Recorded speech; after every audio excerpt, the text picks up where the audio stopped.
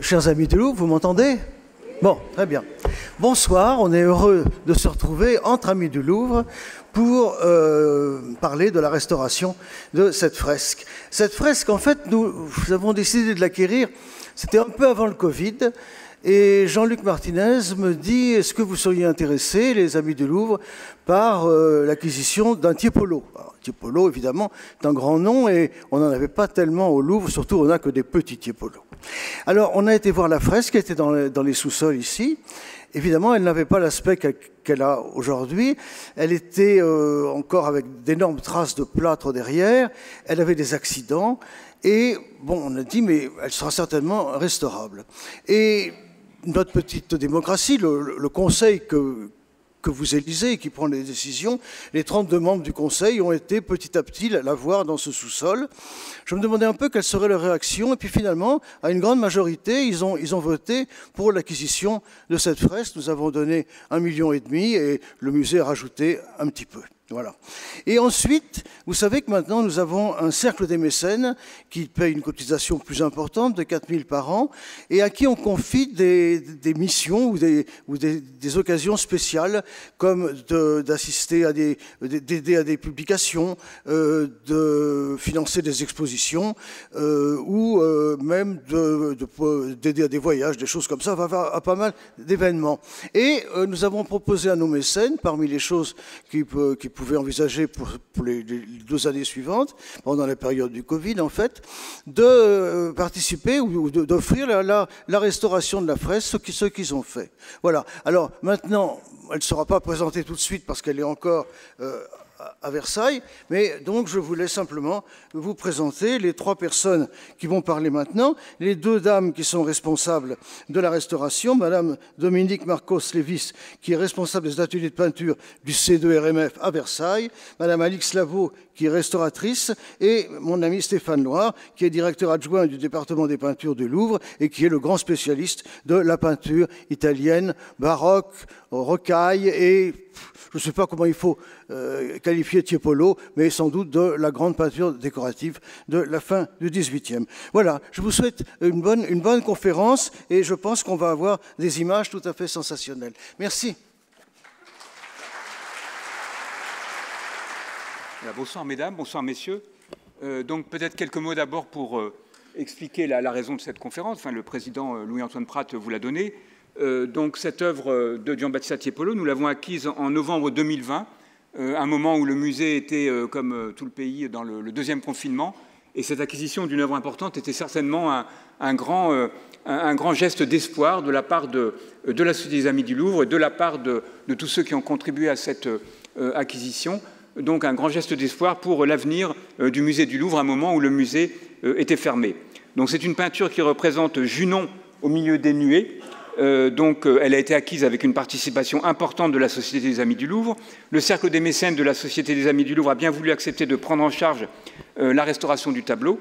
La restauration de cette œuvre vient de s'achever et il s'agissait d'une entreprise particulièrement complexe en raison de la nature de l'œuvre.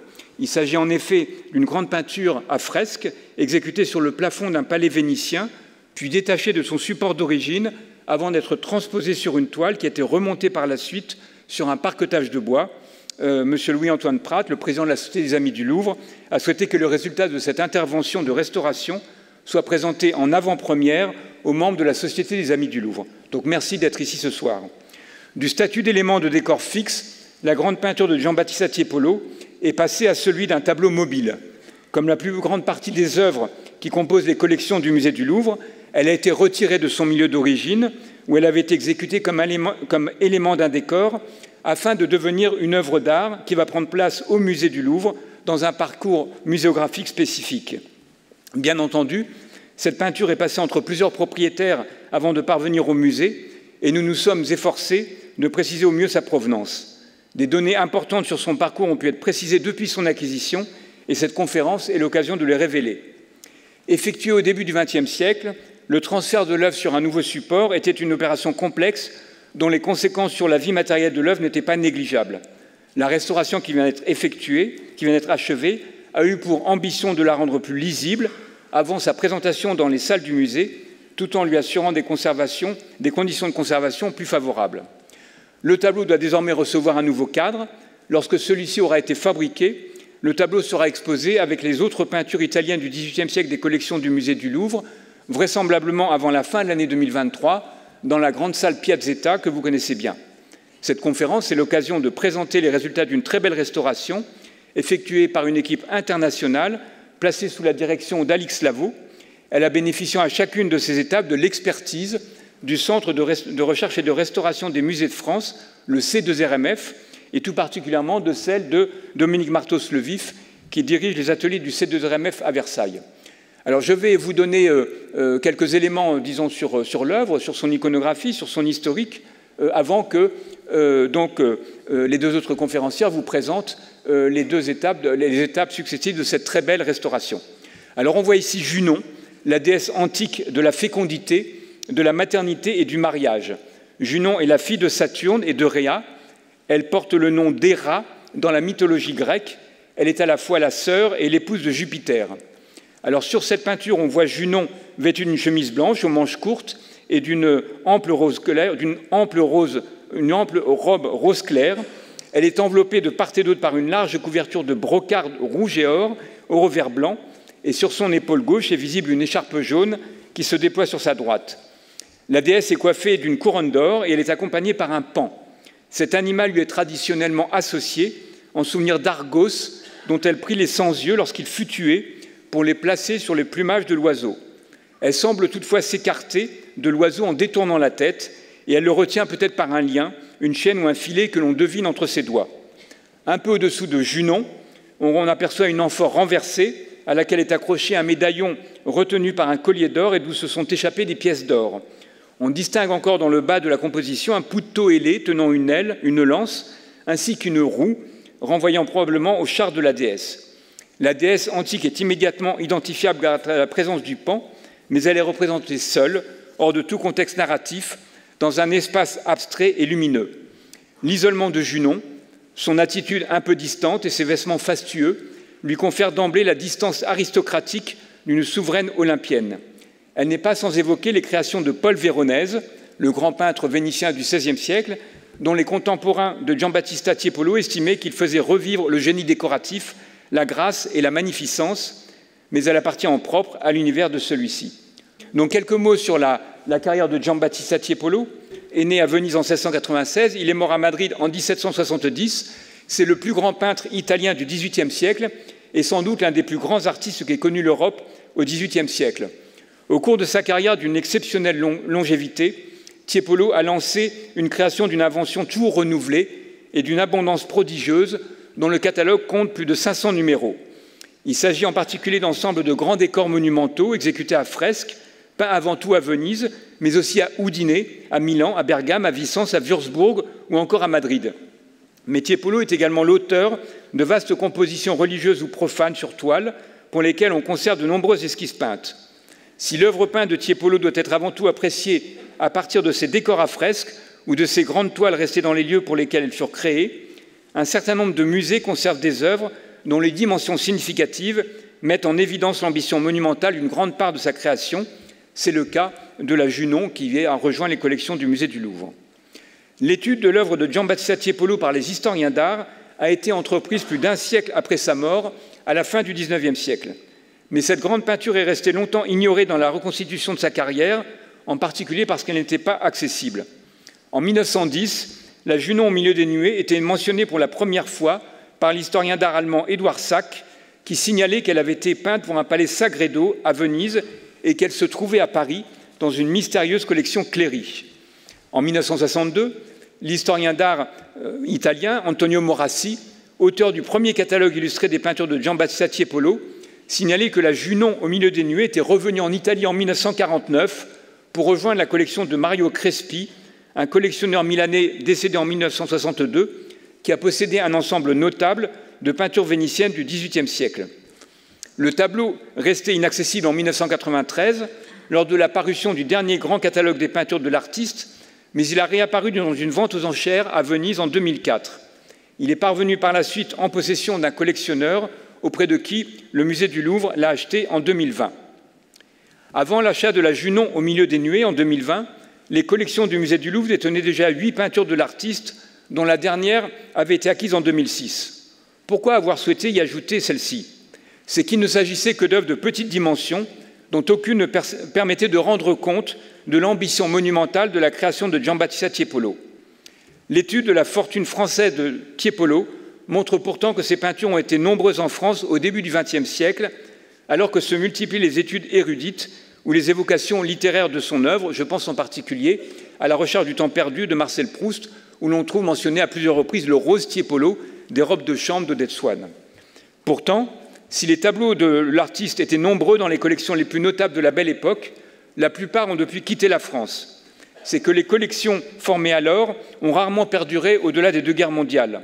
D'autre part, les musées français n'ont pas su ou pas pu acquérir quand il l'aurait fallu les grands tableaux de l'artiste qui leur auraient permis de donner une idée plus satisfaisante de sa création que celle que donnaient jusqu'à l'acquisition de la Junon les 8 tableaux qui sont déjà au musée. Au musée du Louvre, si la peinture italienne du XVIIIe siècle était très mal représentée au début du XXe siècle, la situation a considérablement évolué depuis. À partir des années 1950, les collections du musée ont largement bénéficié d'un intérêt accru pour la peinture italienne du XVIIIe siècle grâce à des donations ou à des acquisitions.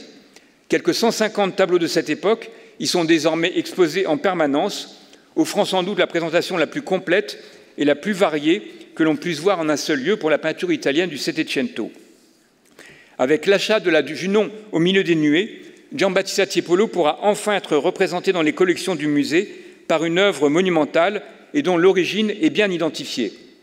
Alors permettez-moi d'évoquer la diaspora des grands décors vénitiens du Settecento, une diaspora qui s'est produite à la fin du XIXe siècle et au début du XXe siècle, et je l'évoque bien sûr avec ce grand plafond vénitien que vous connaissez tous, un grand plafond attribué à Giovanni Scagliario.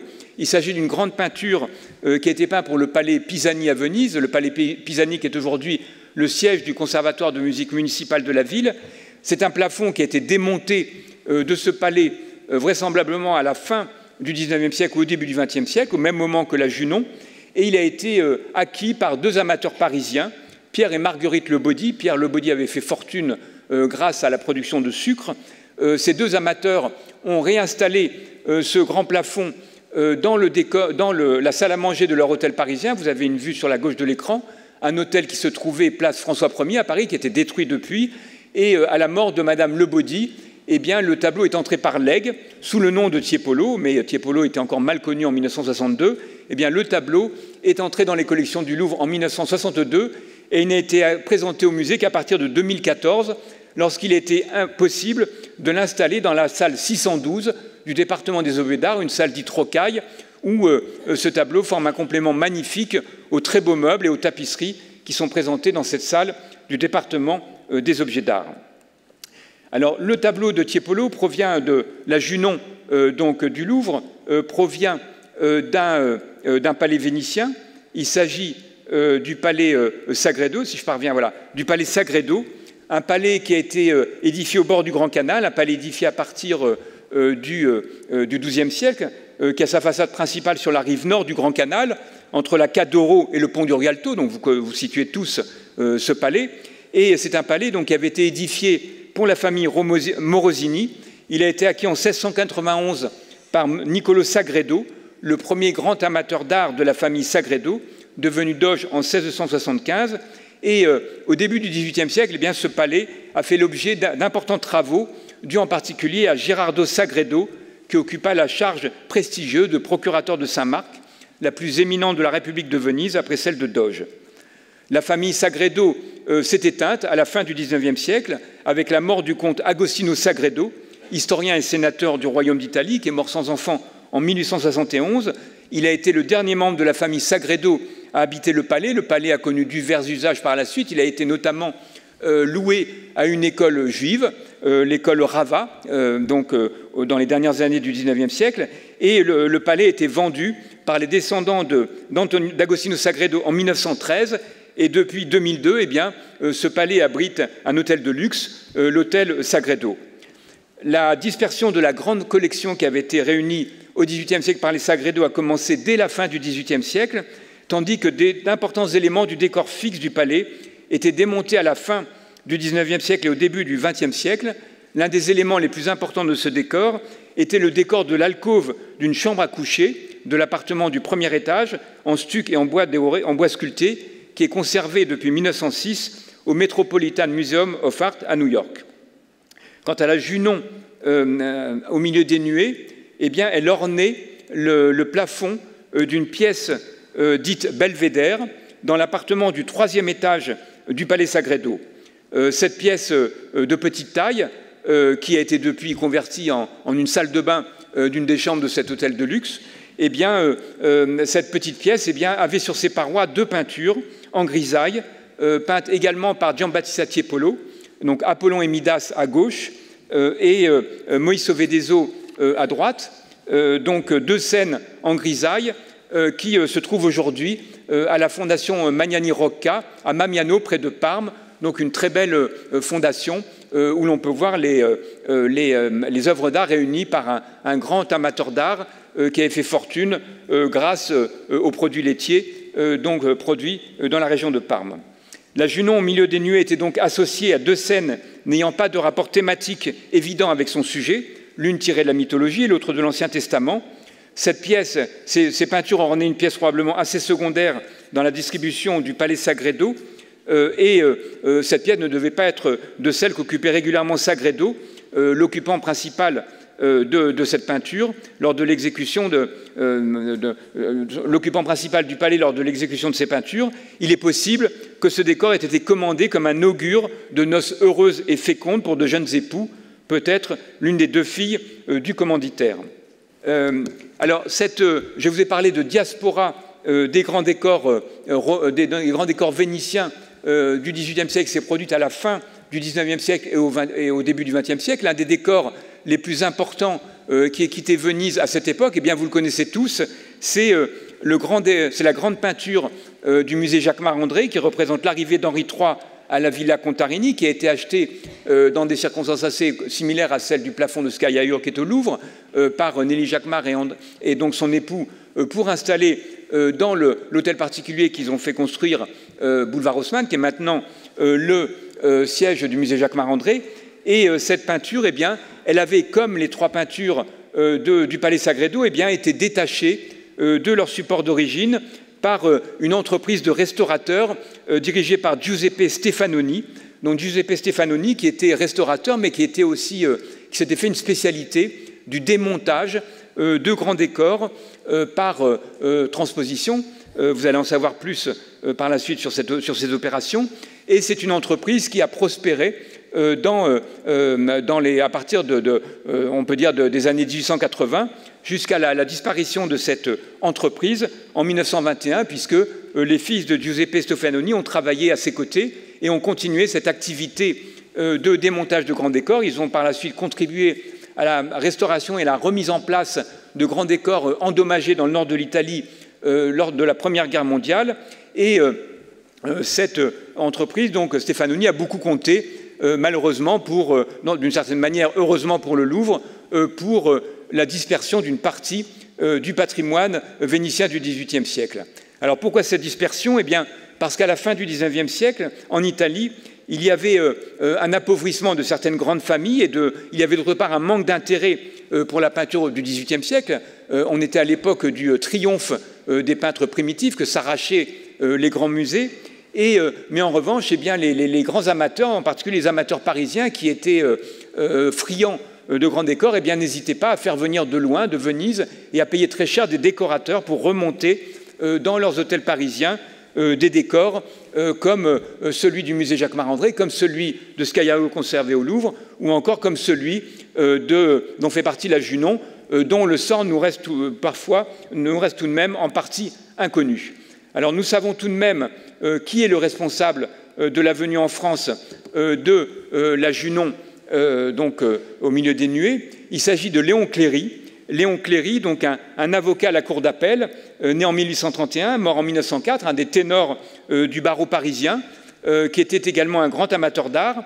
Alors il possédait notamment un hôtel particulier à Paris, il possédait le palais Flangini à Venise, donc vous voyez l'image au milieu de l'écran, donc un palais également situé au bord du Grand Canal, un palais dont la légende dit qu'il n'aurait pas, la partie gauche n'aurait pas été terminée pour des questions de mésentente entre des membres de la famille Flangini. Et puis d'autre part, eh bien, Léon Cléry possédait à Aix-les-Bains une très belle résidence ornée d'une folie, c'est-à-dire un petit pavillon annexe dans lequel sans doute il aimait à travailler. Et vous avez à droite eh bien, une vue de la chambre à coucher de Léon Cléry, une chambre à coucher qui a été représentée dans un petit tableau du Musée des Beaux-Arts de Chambéry, qui a été réalisé par sa fille, qui a épousé le célèbre explorateur polaire Jean-Baptiste Charcot. Et à voir cette reproduction, eh bien, on imagine fort bien que Léon Cléry avait souhaité peut-être faire venir en France les 3 peintures de Tiepolo pour orner sa résidence aixoise. Alors, grâce au livre de contes de Giuseppe Stefanoni, qui m'a été signalé par une universitaire italienne, on sait que les 3 peintures de Giambattista Tiepolo qui décoraient le belvédère du Palais Sagredo ont été démontées à la fin de l'année 1901 pour le compte de Léon Cléry. En 1902, Léon Cléry a déposé une demande d'exportation des 3 peintures entre son palais vénitien et sa résidence d'Aix-les-Bains. Il est possible qu'il ait eu l'intention de faire remonter la Junon et peut-être aussi les 2 autres peintures provenant du belvédère du Palais Sagredo dans sa résidence d'Aix-les-Bains, mais Léon Cléry meurt 2 ans plus tard et l'on ignore ce que sont devenues les fresques détachées de Tiepolo. On ignore ce qu'elles sont devenues depuis jusqu'en 1949 lorsqu'elles réapparaissent en Italie. J'ai eu la possibilité d'entrer en relation avec des descendants de Léon Cléry qui se sont livrés à des recherches dans des archives familiales, mais pour l'instant, elles n'ont rien révélé. Ces recherches ne sont pas terminées. Peut-être que nous en saurons plus à l'avenir sur le sort de ces peintures de Tiepolo, dont la très belle Junon au milieu des nuées, qui vient de rejoindre les collections du Musée du Louvre. Voilà, je vous remercie pour votre attention.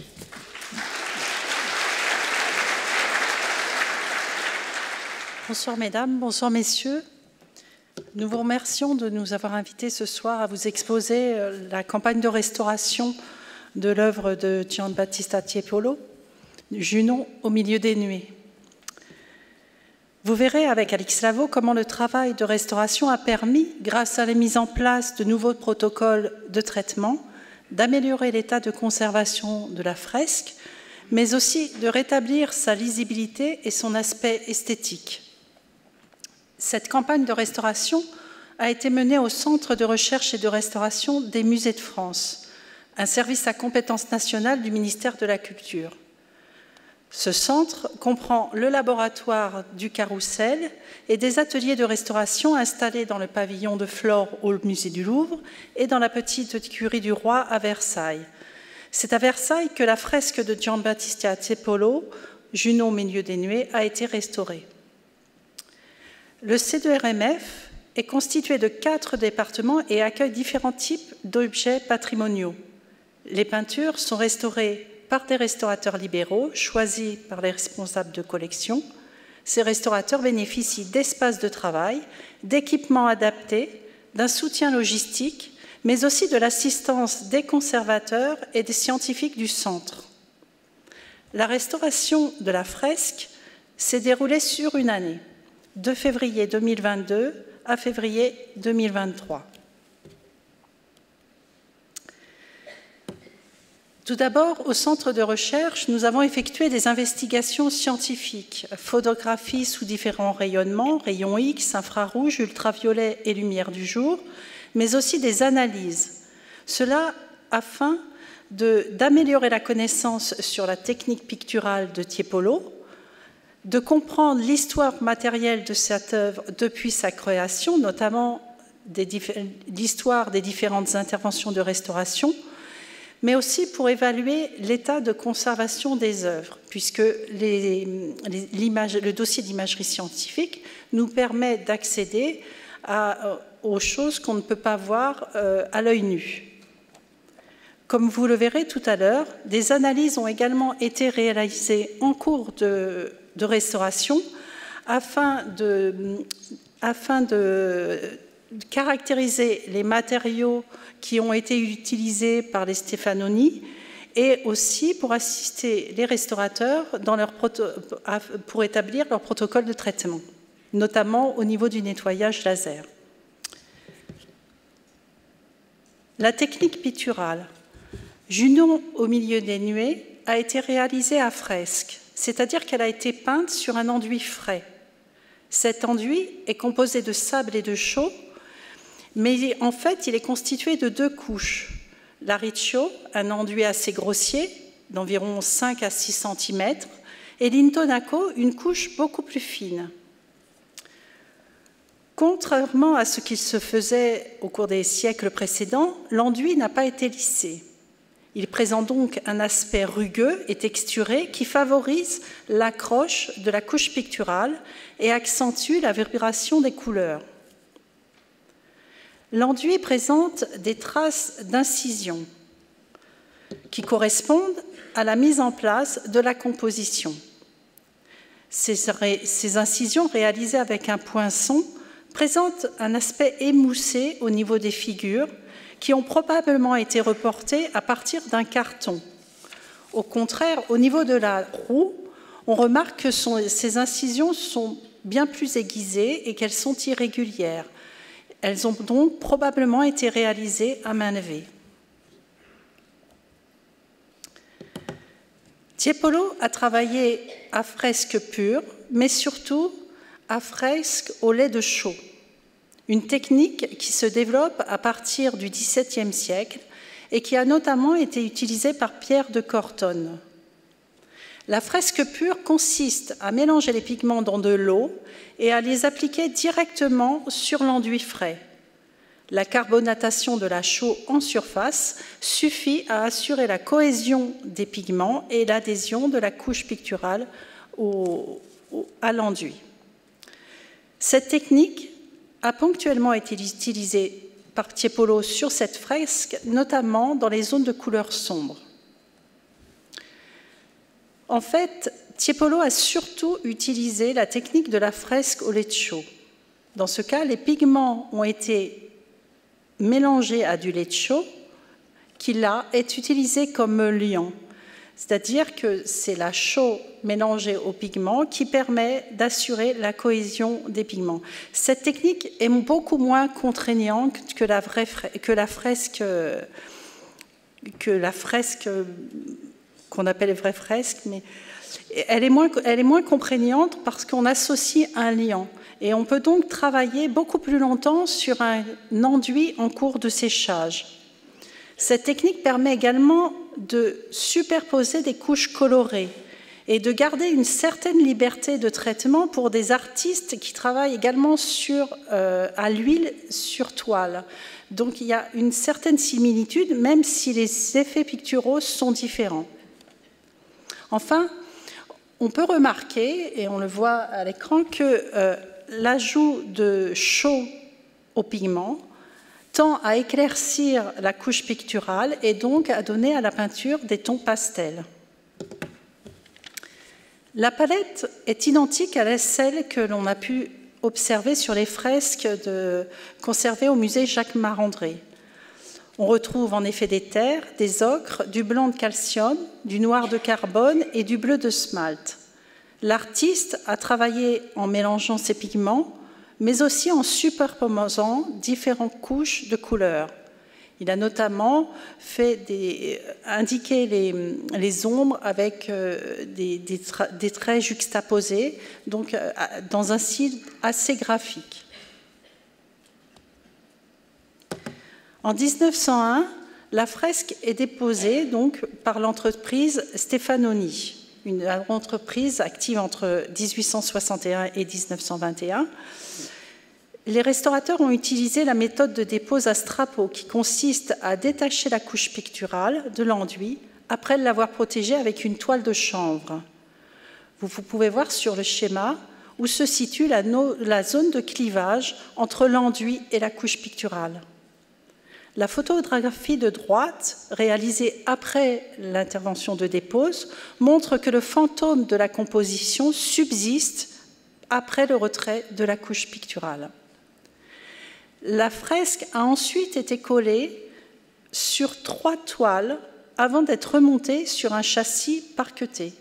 Les analyses que nous avons réalisées au laboratoire nous ont permis d'identifier tous les matériaux utilisés par les Stefanoni, notamment le caséate de chaux.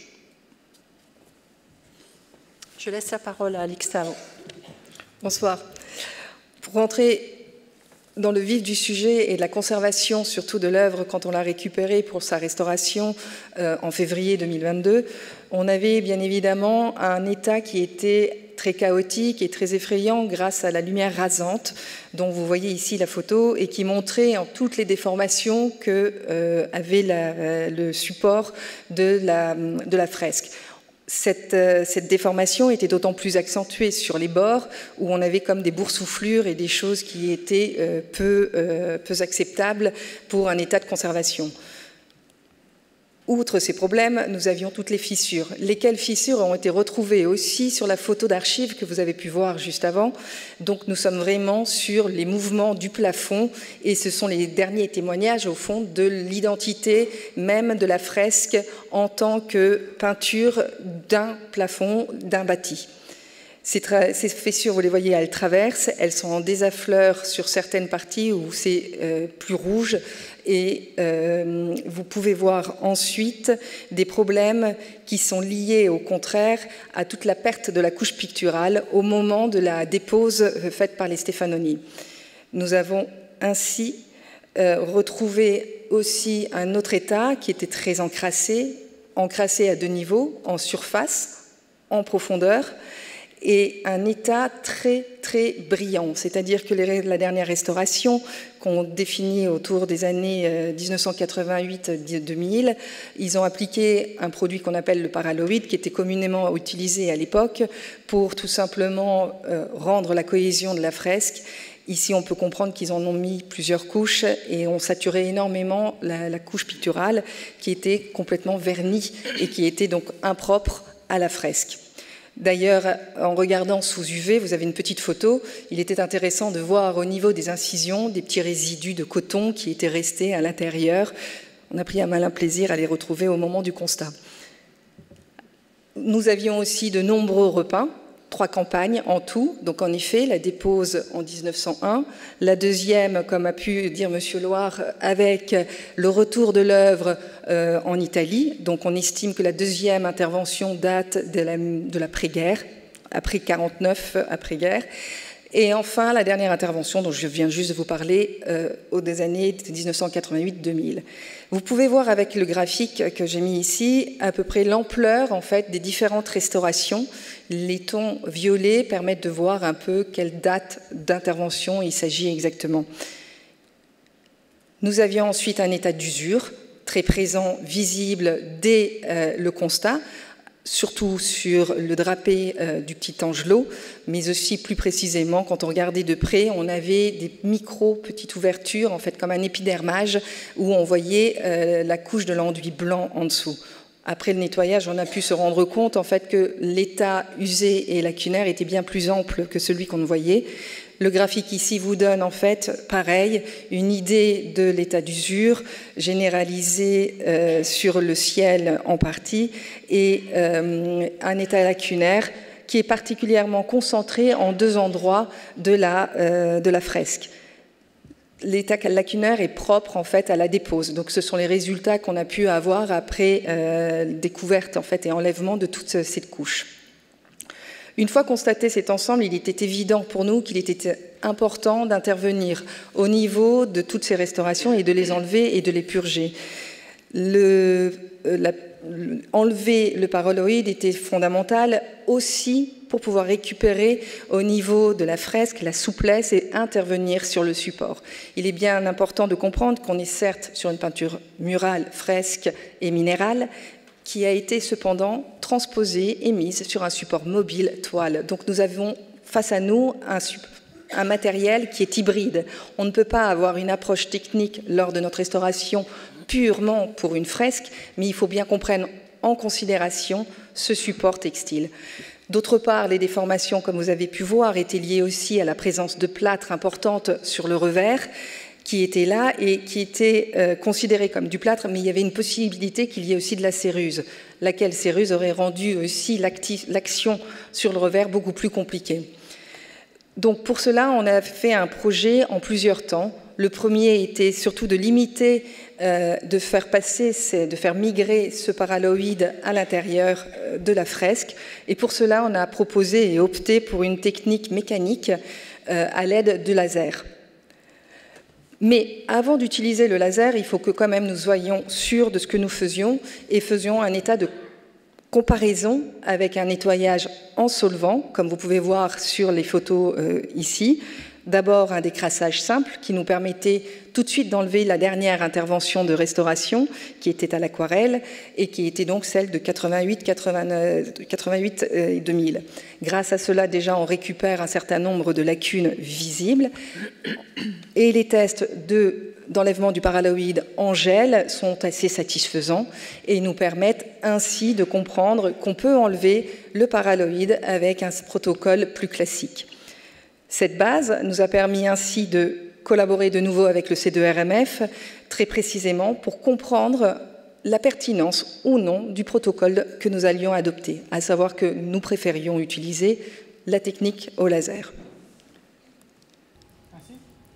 Ici, vous voyez donc le laser que nous utilisons et qui permet d'enlever le film couche que vous voyez plus sombre, vous voyez, et là où on a l'impact, on entend le bruit charmant de cette opération et on découvre comme ça la fresque qui se libère et nous avons un aspect beaucoup plus mat. Donc il est vrai que d'un seul coup, c'est très satisfaisant et très agréable de voir comme l'impact mécanique arrive immédiatement à un résultat intéressant. L'avantage, c'est qu'on avait le suivi scientifique pour confirmer qu'on ne se trompait pas de voie. Donc, le C2RMF a apporté, en cours de campagne de restauration, son assistance scientifique aux restaurateurs pour comparer les différentes techniques de nettoyage, les techniques de nettoyage chimique aux techniques de nettoyage laser. L'objectif était d'éliminer la couche de paralloïde B72 présente sur la surface de la fresque. Une fresque dont l'enduit était particulièrement rugueux, donc avec des anfractuosités. L'efficacité et l'innocuité des traitements a tout d'abord été évaluée en examinant la surface picturale avec un microscope numérique portable. Sur les photographies présentées ici, vous voyez sur les parties gauche des photographies les zones non nettoyées et sur la partie droite les zones nettoyées. Les parties non nettoyées conservent le paralloïde B72 qui donne un aspect un petit peu blanchâtre, alors qu'une fois qu'on a retiré le paralloïde B72, on retrouve une couleur plus saturée. Le résultat le plus satisfaisant, lorsqu'on compare le nettoyage avec des solvants, avec des gels ou avec le laser, c'est vraiment le laser où la couleur apparaît vraiment plus saturée. Ensuite, nous avons fait d'autres types d'investigations, notamment avec la tomographie en cohérence optique, qui nous permet d'avoir des informations sur le nettoyage, mais d'un point de vue stratigraphique. Et là, ces investigations nous ont montré que le nettoyage laser était beaucoup plus homogène que le nettoyage chimique, justement parce qu'on parvenait à aller dans les infractuosités de la matière. Enfin, nous avons réalisé des analyses chimiques en spectrométrie infrarouge à transformer de Fourier pour vérifier ce qui se passait au niveau de la surface. Et donc, nous avons fait des analyses avant le nettoyage, pendant le nettoyage et après le nettoyage.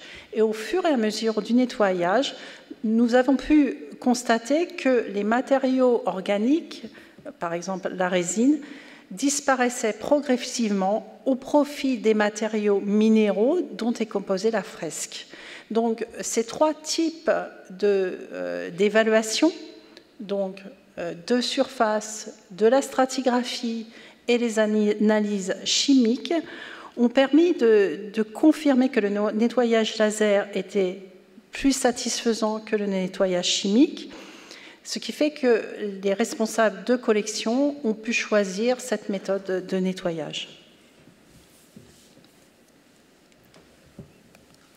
Ici, vous voyez ma collègue Marie qui est en train justement d'utiliser le laser et qui avait un malin plaisir au niveau des enduits de restauration d'aller avec un impact assez puissant à ce niveau-là, ce qui nous permettait de comprendre et de réguler beaucoup mieux notre technique. Pendant toute cette phase de nettoyage, nous sommes tous intervenus et nous avons pu obtenir comme ça un résultat assez homogène où vous pouvez voir sur ces deux photos le côté libéré du paralloïde et le côté encore grisé avec la résine et qui montrait que déjà on obtenait un décrassage et un éclaircissement de la fresque assez impressionnant. Donc, on commençait enfin à revenir vers l'aspect minéral. Les analyses ont permis de comprendre qu'en effet, on était maintenant complètement libéré de cet aspect organique, mais on a retrouvé quand même aussi d'autres choses qui étaient encore liées aux produits de restauration, à savoir les anciennes colles. Pour cela, il était essentiel de continuer donc ce nettoyage parce que l'aspect final esthétique n'était pas encore obtenu. Les crasses profondes dont je vous parlais avant dans le constat d'état étaient toujours quand même présentes. Elles pouvaient être enfin accessibles avec des protocoles de nettoyage beaucoup plus classiques pour la fresque. Et bien que nous soyons sur une fresque détachée, nous pouvions dès à présent traiter l'ensemble de manière plus globale et surtout avec des solutions aqueuses. Ici, vous voyez des essais que nous avions faits, un premier dans le ciel en partie inférieure, avec une compresse qu'on applique juste au-dessus, à base d'eau tout simplement, et tenue pendant 5 heures. L'eau est un solvant merveilleux pour le minéral qui permet déjà de faire regonfler tout un ensemble de matériaux de restauration et de crasse profonde. Et ensuite, le mode d'application est essentiel car il permet justement... Voilà. Il permet ainsi d'agir aussi de manière physique, c'est-à-dire que l'eau va être tenue en surface, mais à travers de la pulpe de papier et de la sépiolite, qui est une argile que vous voyez ici en train d'être appliquée par Philippe, et elle est tenue pendant un certain temps, ce qui veut dire qu'elle va agir, elle va pénétrer, mais elle va remonter. Et cet aspect physique de remontée est en fait créé grâce au séchage et à ce mélange de compresses qui pompe en définitive toutes ces crasses et tous les résidus de paralloïdes qu'on aurait pu aussi laisser lors de la phase précédente. Inévitablement, ces compresses sont tout de suite rincées par la suite avec des éponges cosmétiques qui sont aussi délicates pour la fresque que pour notre visage et qui permettent comme ça de libérer véritablement toutes ces crasses et ces colles de la fresque encore humidifiées. Il faut bien comprendre une chose, c'est que la difficulté pour les restaurateurs, quand on est plus habitué à enlever des vernis, la fresque est tout en humide, c'est-à-dire que tout est mouillé et vous avez cet aspect de la peinture qui n'est plus le même et l'approche n'est plus la même. Donc il est absolument essentiel pour ça d'avoir eu l'habitude de pouvoir travailler dessus et d'avoir des spécialistes pour cette approche.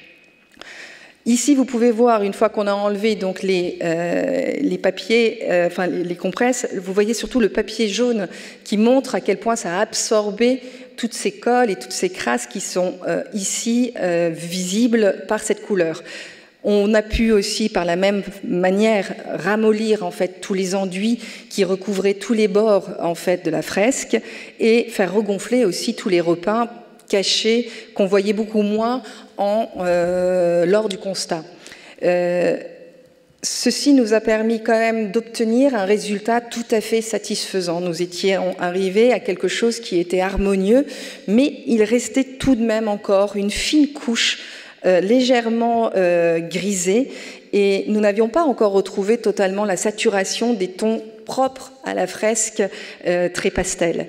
On a fait donc 2 autres tests de nettoyage, histoire de confirmer qu'il fallait qu'on puisse aller plus loin, que j'ai encadré sur les 2 photos que vous pouvez voir ici, et on peut se rendre compte à quel point le ciel était encore grisé et donc encore imprégné de plein de choses. De même, la robe de Junon, d'un coup avec le test, récupère une couleur très saturée avec des rouges très propre à ce type de technique, et les ocres aussi récupèrent énormément.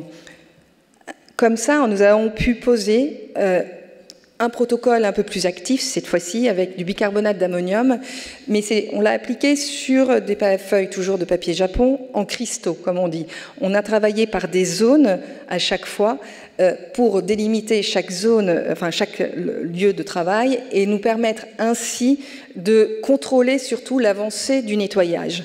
Il faut savoir que ces cristaux qui sont en fait donc tout simplement le sel qu'on a pris et qu'on a humidifié et qu'on applique sur, comme vous voyez sur le film, par le pinceau, on le laisse agir pendant une vingtaine de minutes et ça nous permet de faire un travail qui reste en surface et donc de briser seulement ce qu'on désire, c'est-à-dire ce film grisé encore qui était visible. Toujours pareil, derrière, nous passions avec des compresses d'absorption, lesquelles, lors du séchage, faisaient l'ultime travail de prendre tous les résidus que nous pouvions avoir. Un travail de rinçage systématique s'est fait, obligatoirement.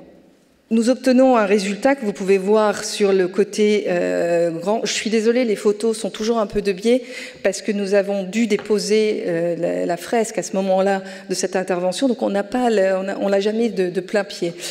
Mais cependant, très content quand même du résultat avec le bicarbonate, on a eu encore des doutes au niveau du ciel et nous avons encore continué le nettoyage, mais cette fois-ci d'une manière très localisée, seulement sur le ciel. On a compris pourquoi ensuite on a eu des problèmes au niveau du nettoyage au moment du démontage et de l'intervention sur le support. Encore une fois, nous intervenons là avec un protocole qui est actif, un peu moins actif que celui précédent. On utilise une argile à pH basique qui permet en fait d'avoir une action encore ultérieure sur les cols et crasses, toujours avec un système en définitive de gel appliqué sur un papier. Nous restons appliqués pendant quelques minutes cette fois-ci et nous enlevons l'ensemble. Comme vous voyez, on est à 3 à travailler simultanément parce qu'il était très important de ne pas créer de marques ou de taches sur le ciel en cours de ce nettoyage. Donc nous avons été 4 restaurateurs qui ont avancé simultanément pendant toute une journée sur le ciel. Comme vous voyez, on a tout de suite une réaction sur le gel. Le gel est transparent quand on l'applique. Et ici, vous pouvez le voir très jaune au moment du retrait. Et vous voyez encore le papier japon qu'on a posé pour absorber derrière, qui est encore imprégné de ce film jaune qui reste encore. Et c'est encore les cols et crasses. Et notre action a été véritablement très longue et très lente sur les matériaux de restauration de tous ces produits qui ont été appliqués par les Stefanoni, mais aussi par les autres restaurateurs qui sont intervenus dans toute l'histoire matérielle de cette œuvre. À la fin du nettoyage, nous obtenons enfin un état très saturé des tons, avec certes des lacunes, certes une usure, mais quand même, enfin, on a récupéré l'aspect totalement minéral de la fresque. Elle n'est plus pervertie par des matériaux qui ont été appliqués à des périodes de son histoire, et nous avons aussi libéré toutes les anciennes réintégrations et tous les bords de la fresque. Nous avons pu, entre-temps, nous avons pu déposer du châssis et donc enfin se concentrer sur l'histoire des fameuses déformations qui faisaient peur énormément au début. La très bonne surprise a été la suivante, c'est-à-dire que nous avons pu remarquer lors de la restauration et surtout de l'application de ces premières compresses, c'est que le support et la fresque elle-même réagissaient extrêmement bien. On avait d'un coup une souplesse qui revenait et nous avions tout de suite eu un bon sentiment de se dire que nous allions récupérer très rapidement toutes ces déformations. En effet, avec un travail ponctuel sur tout le revers, on a dégagé en premier le plâtre qu'on a ramolli avec de l'eau tout simplement tiède ou encore des gels. Et à l'aide de scalpels et de petites, même de spatules, on a pu redécouvrir tous les morceaux de toile qui tenaient en fait la fresque au châssis. Il faut comprendre que toutes les déformations étaient liés à ces petits bouts de toile qui étaient appliqués et recouverts avec du plâtre. Il faisait une traction sur la couche picturale et imposait le fantôme du châssis à la fresque. Une fois que nous avons décollé ces petits morceaux de toile, tout de suite, la fresque s'est détendue et s'est remise en un seul coup plane, dans un état plan. Et donc, on a pu comprendre qu'en fait, on réagissait sur un support qui était un support devenu comme une toile classique peinte à l'huile. Donc, l'aspect hybride des matériaux était totalement pertinent et fonctionnait complètement. Ce qui nous a permis à ce moment-là de changer totalement de protocole et de propositions techniques sur le support. Assez effrayés au départ par la présence de plâtre, nous préférions partir sur des possibles usages de supports rigides pour remettre la fresque dessus.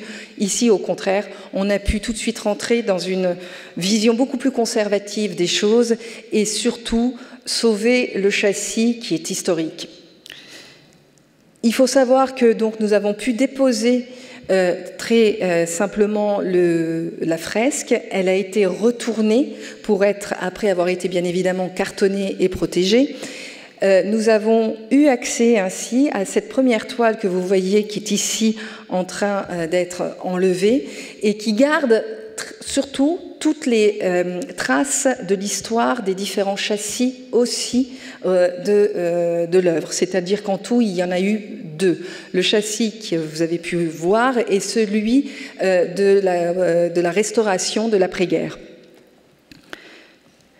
Ici, c'est la phase où Philippe est en train de dégager cette toile, qui est la troisième, comme vous avez précisé, Dominique, avant, où il y a 3 toiles qui ont été mises par les Stefanoni. Et donc, c'est cette toile qui a été utilisée, enfin réutilisée aussi par les restaurateurs. Elle est dégagée de manière très simple, à l'aide d'une spatule, et la colle ne crée aucune résistance. En revanche, la deuxième toile, elle, était beaucoup plus accrochée et surtout présentait un état de conservation assez précaire. Quand je parle de toile, je parle d'un élément toile pour parler de différentes couches. On est bien d'accord qu'en fait, toutes ces toiles étaient en fait composées de plusieurs morceaux de toile, les uns à côté des autres posés.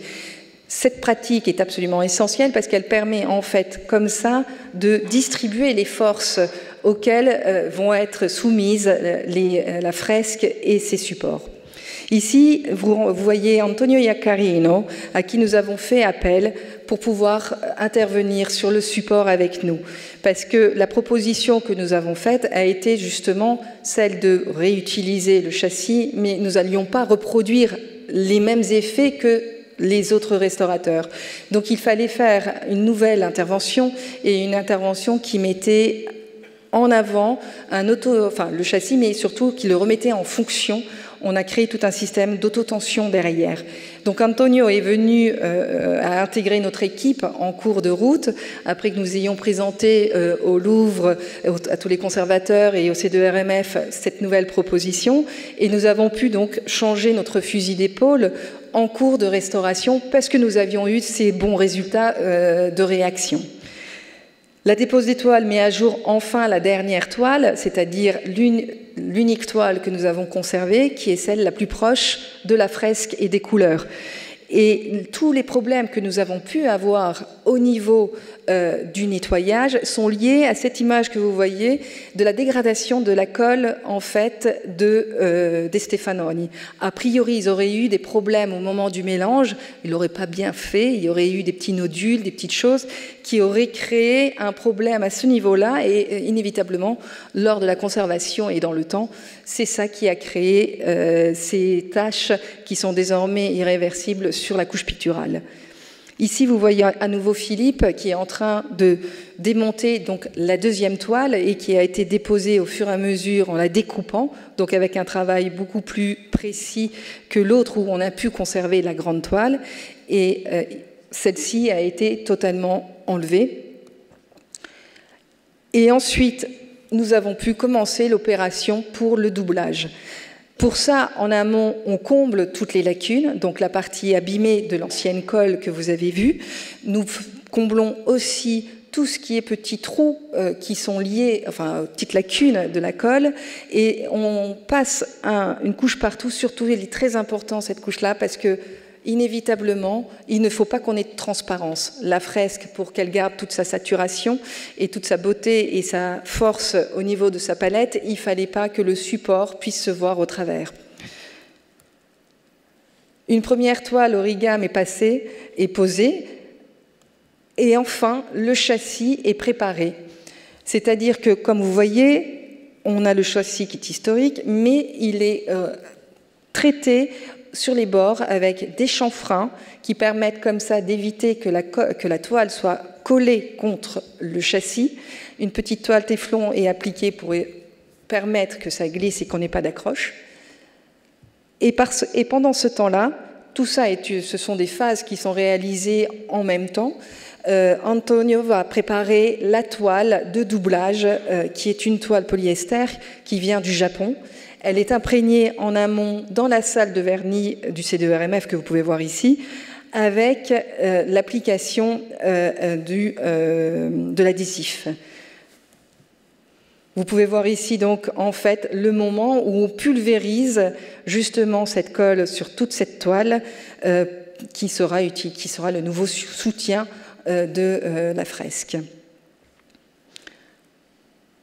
Une fois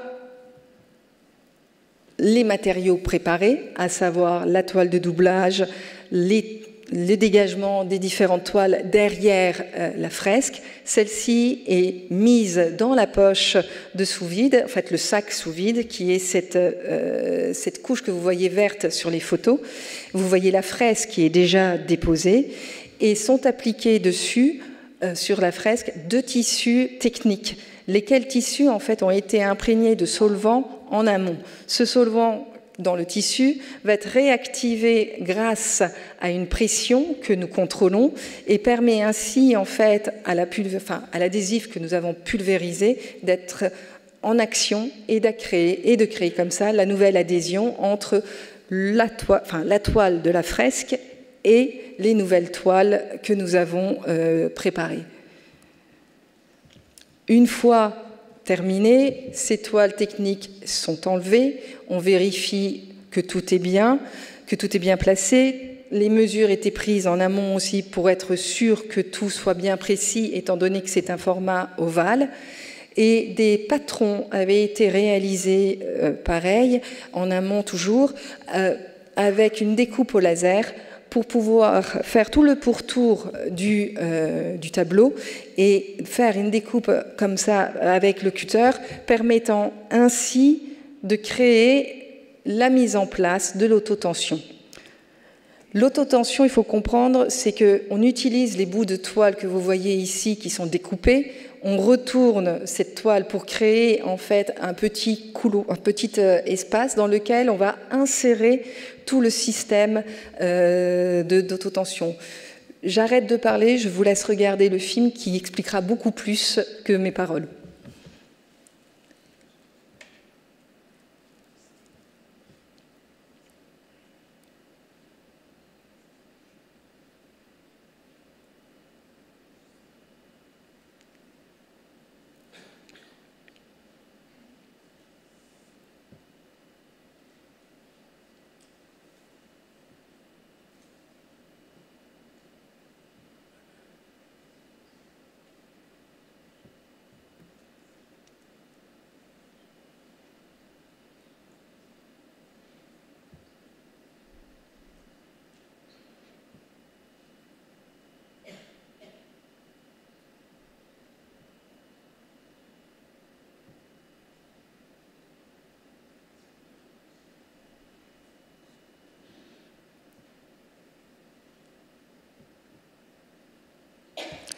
Voilà, vous voyez donc tout le système qui a été mis en place sur tout le périmètre donc de la fresque et qui vous montre aussi très bien les ressorts qui vont s'adapter au fur et à mesure à tout mouvement et à tout changement climatique qu'ils peuvent avoir et toujours permettre d'avoir une parfaite tension.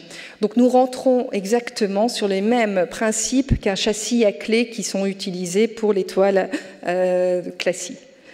L'avantage d'une telle intervention, c'est sa réversibilité. C'est-à-dire qu'en fait, aujourd'hui, il suffit d'utiliser le même solvant qui a permis de remettre en action l'adhésif.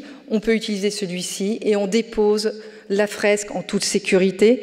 Donc on limite tout problème de restauration pour le futur. D'autre part, ça permet d'avoir une stratigraphie beaucoup plus fine, beaucoup moins importante que celle qu'on avait pu avoir avant. Et ensuite, on a une conservation historique, étant donné que ces châssis sont précieux pour l'histoire même de la conservation et que c'est un châssis qui date de l'après-guerre. Nous avons pu, après ça, récupérer la toile fresque et commencer à ce moment-là la réintégration. Cette réintégration a été faite avec une déontologie assez précise et une rigueur au niveau de la réintégration pour chaque partie abîmée, à savoir les usures, ont toutes été traitées en sous-ton ou glacis légèrement teintés, mais légers. Comme vous pouvez voir ici, deux exemples de lacunes, enfin d'usures, qui sont traitées très délicatement à l'aquarelle. L'épiderme a été à chaque fois repiqué très ponctuellement, de manière à casser encore l'aspect blanc de l'enduit, mais sans non plus aller boucher quoi que ce soit, d'autant plus que la fresque en tant que telle n'a pas besoin d'être retouchée de manière beaucoup plus finie, c'est-à-dire on n'a pas besoin d'arriver au même ton. En revanche, les grandes lacunes, qui étaient quand même importantes sur le ciel, ont toutes été traitées au tratteggio. Le tratteggio, c'est un système de lignes qui sont toutes perpendiculaires les unes aux autres à la verticale et qui sont des lignes aussi qui ont été traitées avec des couleurs pures. Nous tenons un peu à cette précision sur la couleur pure et ce contraste parce que c'est ce qui permet en fait un meilleur vieillissement aussi à la réintégration. Même si nous utilisons des aquarelles, il y a un encrassement qui peut se faire et un assombrissement naturel qui peut avoir lieu des couleurs. Donc le fait de jouer un peu comme les pixels pour toutes les affiches qu'on peut avoir partout, l'œil humain fait le travail et regarde toujours une légèreté de cette réintégration. Les avantages aussi de cette technique très précise ici, qui est en fait le tratteggio que nous appelons dans notre jargon de restaurateur, celui enseigné par Pastorello, qui a été un restaurateur qui l'a mis en place, se veut très psychorigide. On peut le dire. Ce sont des lignes qui sont très raides et qui n'ont absolument pas de variante par rapport à un petit peu. On est vraiment très dur, mais cela permet aussi d'unifier nos mains. Ça veut dire que comme ça, on peut être plusieurs restaurateurs à travailler. Ici, c'est Giusy Dinardo et moi-même qui avons réalisé en majorité les tratteggio, mais ça permettait toujours aussi d'avoir un rendu qui reste quand même toujours élégant, mais unis et de ne pas créer de visions différentes en fonction des interventions des différents restaurateurs. Les ailes de l'angelot présentaient un état d'usure plus important comme le drapé. Marie en a eu la charge et elle, par contre, fait un traitement beaucoup plus en transparence et en glacis comme pour les usures que nous avons eues ailleurs. Lors de nos réunions avec donc, la direction du Louvre et aussi le CDERMF, on a pu vérifier à chaque fois à quel point il fallait aller un peu plus loin ou pas, ou s'arrêter. C'est un travail qui se fait de manière conjointement, c'est-à-dire que nous, restaurateurs, nous arrivons à un degré qui nous semble intéressant, mais on le présente toujours lors de nos réunions pour évaluer s'il faut aller un peu plus loin ou pas. De cette manière-là, nous sommes arrivés à la restauration donc de toute Junon, en sachant que quand même, elle était extrêmement bien conservée malgré tous les déboires qu'elle a eus. Et nous avons pu voir à quel point la réintégration assurait immédiatement la mise en valeur de la peinture d'origine et de la qualité picturale du tiepolo et surtout de cette technique mise à fresque. Enfin, qu'on peut voir et qui permet de vérifier bien la différence entre la peinture achetée et la peinture restaurée.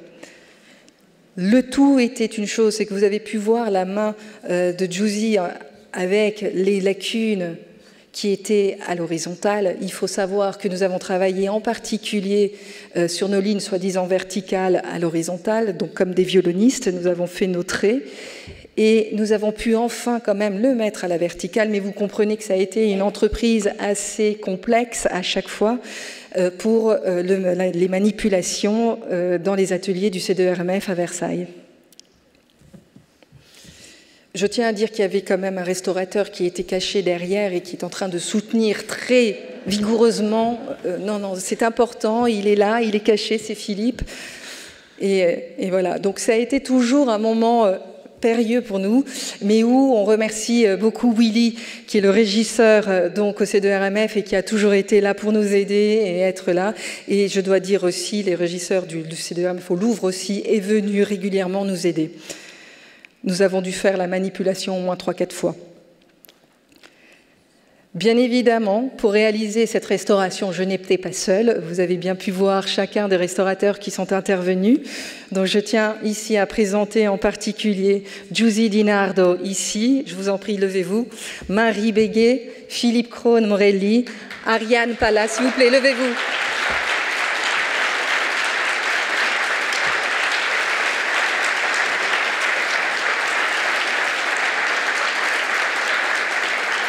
Ils ont tous vraiment participé très activement. Je tiens à remercier Luc Ellerman qui est ici présent aussi, qui a mis à disposition les lasers et qui a été d'une aide incroyable avec Alessandro Zanini et avec Philippe. On a pu comme ça mettre en place le protocole avec Dominique. On a pu ainsi faire les choses. Je tiens à remercier Andrea Vigna qui est intervenu aussi au niveau du support et qui a été celui qui a vraiment dit il faut qu'on aille dans une autre direction et qui a permis comme ça d'intégrer Antonio Iaccarino, le grand spécialiste pour la remise en fonction des châssis historiques et qui est venu exprès à la volée travailler en plein mois d'août sur le châssis et le doublage bien évidemment de la fresque, aidé d'Ariane et Philippe. Le centre de, bien entendu, le C2RMF, merci beaucoup parce que vous nous avez accueillis. Et puis surtout, on a eu ce soutien qui a permis à nous de pouvoir être sûrs des protocoles que nous proposions, d'aller dans la meilleure direction et enfin d'avoir la joie de pouvoir travailler au mieux des technologies qui sont existantes aujourd'hui. Merci Dominique. Merci beaucoup aussi Stéphane Loire pour nous avoir suivis et permis d'aller aussi loin et de faire l'ensemble des choses. C'est bon ?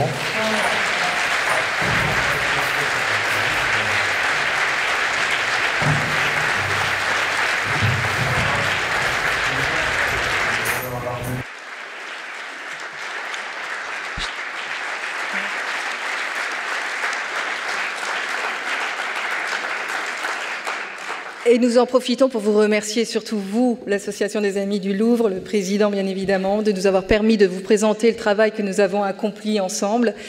Et maintenant, il faut attendre un peu. Bonne soirée. Bonsoir. Merci.